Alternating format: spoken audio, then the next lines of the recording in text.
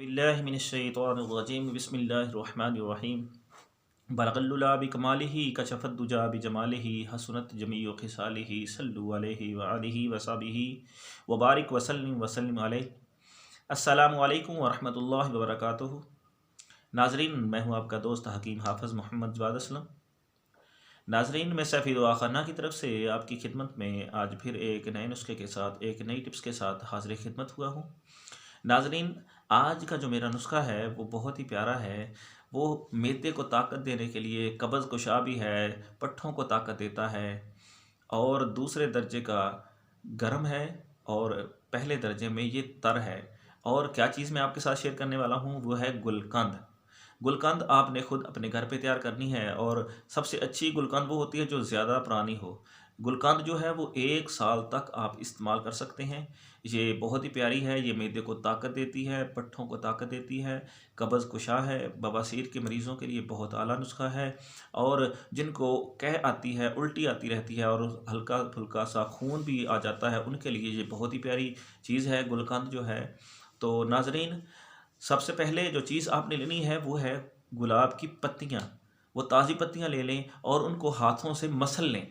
Muscle के आपने उसको नरम कर लेना है और उसके बाद उसमें चीनी डालनी है, खंड डालनी है, दानेदार जो होती है वो।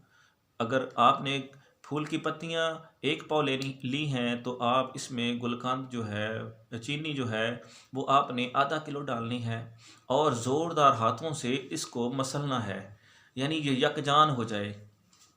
तो उसके बाद इसको आपने मिक्स करके एक जार में रख लेना है और रोज़ाना इसको धूप में रख देना है और कम से कम 30 से 40 दिन ये धूप में पड़ी रहे और इसको चमचे से हिलाते रहें। मुसलसल रोज़ाना चमचे से हिलाते रहें। 30-40 दिन के बाद ये गुलकंद आपकी जो है वो बेहतरीन और आला क्वालिटी की तैयार हो जाएगी।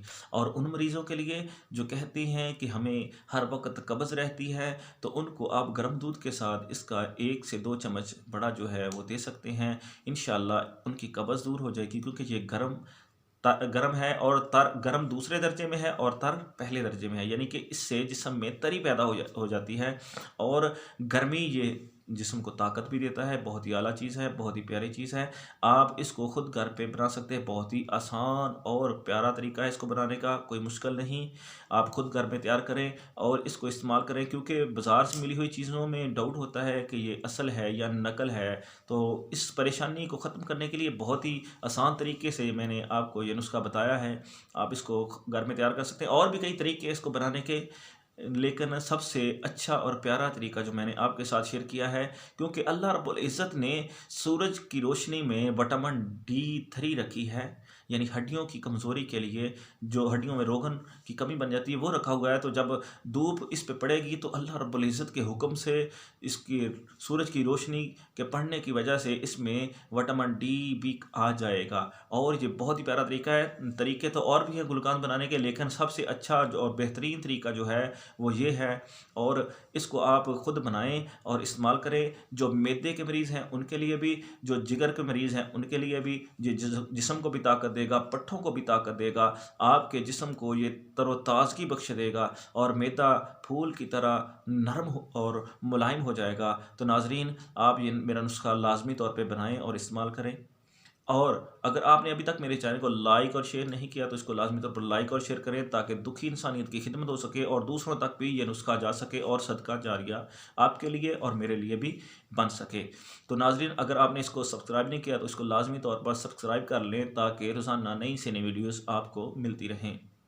नाज़रीन, मेरा नंबर नोट कर लें, 0306 713 7323। अगर आपको किसी चीज़ की समझ ना आए तो आप मुझसे फ़ोन पे भी रब्ता कर सकते हैं। ये व्हाट्सअप पे भी मेरा नंबर इस्तेमाल है, आप व्हाट्सअप पे भी रब्ता कर सकते हैं। आपका बहुत शुक्रिया।